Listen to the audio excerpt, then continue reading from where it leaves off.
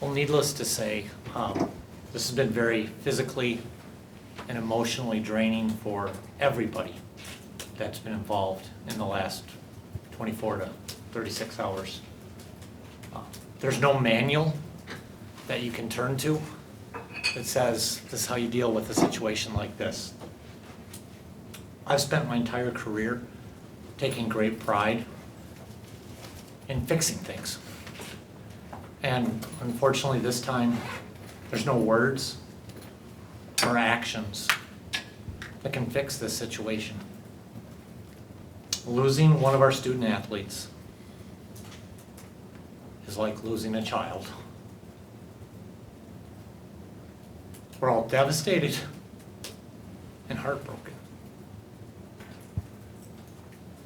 Celia was a victim of a senseless, random act by a stranger in the middle of broad daylight while playing something she ultimately loved, golf. This situation, it cuts at the very core of our community, of this institution, and of this athletics program. I know there are many questions and far few answers. But what we thought we'd try to do today for you all, because we know you don't have a manual to follow on this either, is to try to share with you just an insight into a little bit of the timeline from yesterday and the challenges that all of us were dealing with. The morning started from getting a call from one of our staff members who called into our senior staff to say that a member of our women's golf team was missing and that a body had been found at Coldwater Golf Course. Callie Sanders and Steve Melchow and Charles Small from our office immediately went out to Coldwater to try to get answers and try to provide assistance.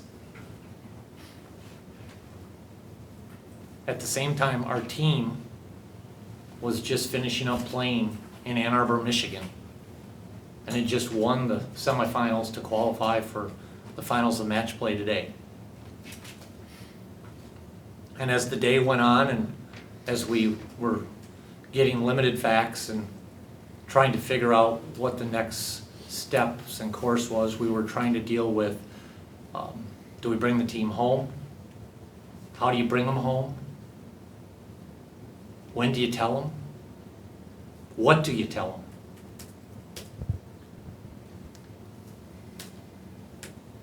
We ultimately were able to divert our airplane from Florida and have our airplane fly up to Ann Arbor and be able to pick up the team yesterday evening.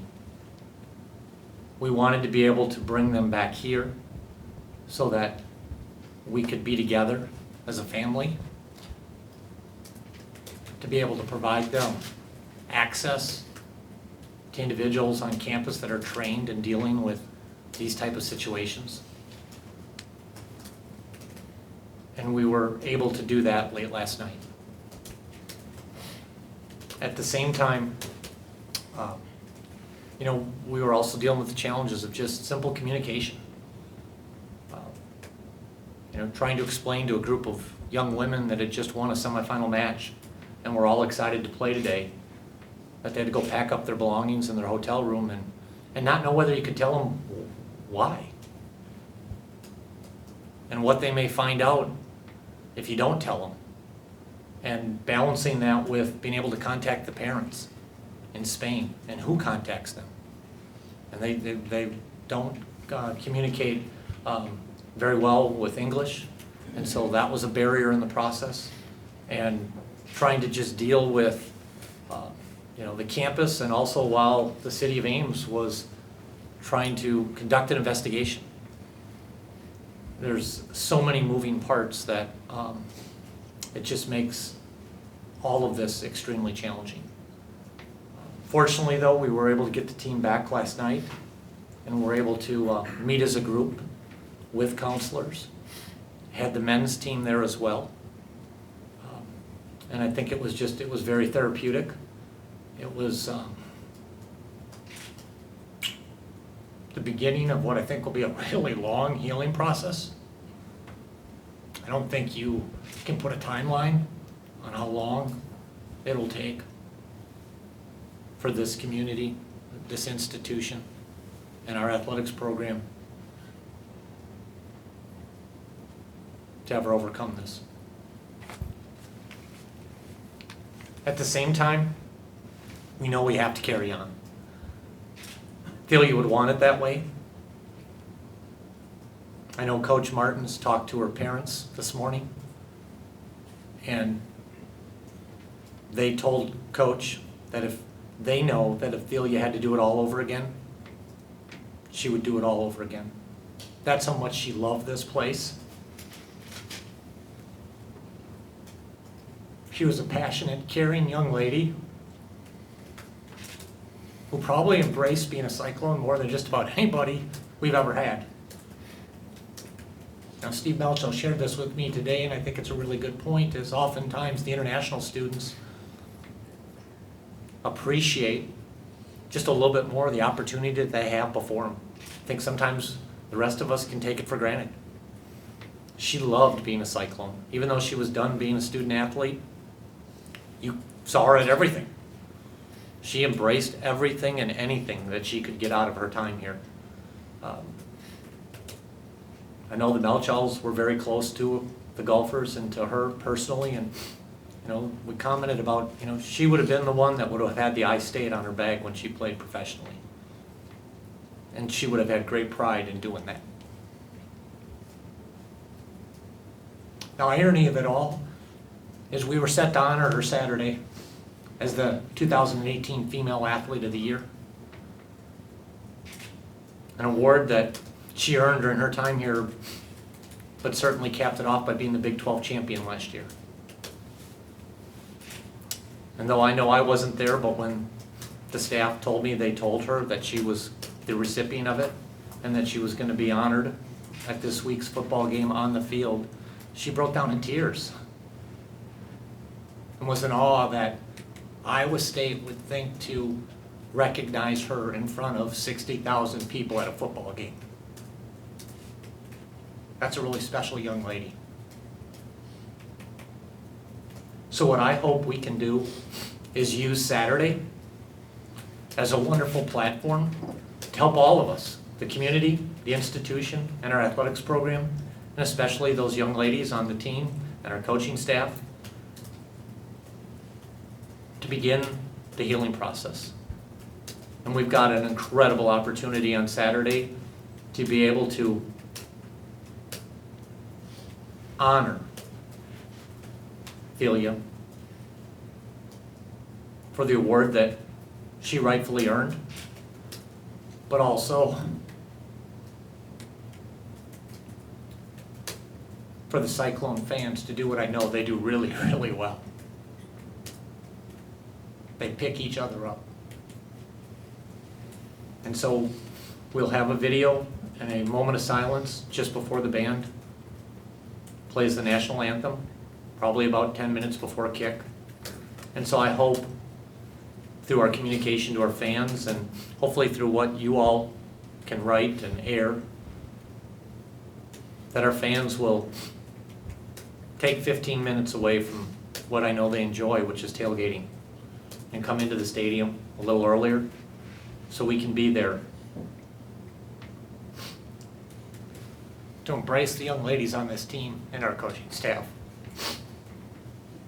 And hopefully use Saturday as the first step in a really symbolic healing moment for this entire community. With that, I'll take any questions. Our society has changed. And I don't know if it's because there's more ways to report it and so we know more about things that happen. Ames is still a touch of Mayberry, and that got cracked a little this week, and that's really unfortunate. And that's why I say that this is bigger than our athletics program. But at the same time, and I've said this several times in the last 24 hours, is we may be beat physically, but we can't be beat mentally. And all of us have to think about that. Stuff happens. There's nothing that Celia did or didn't do that caused this. It was, just a senseless, random act. She just happened to be in the absolute wrong place at the wrong time. And I don't know what you can ever do to prevent that. We can continue to try to educate. I'm glad we live in a community that this is actually something that stops all of us in our tracks. There's plenty of places, unfortunately, in our world that you all wouldn't even be in here covering it if it had happened. That doesn't make it any easier. But at the same time, we've got to live our lives. And that's why we've got to find the strength to carry on, because she'd want us to. I think she'd be embarrassed by the fact that there's this much attention to what just happened.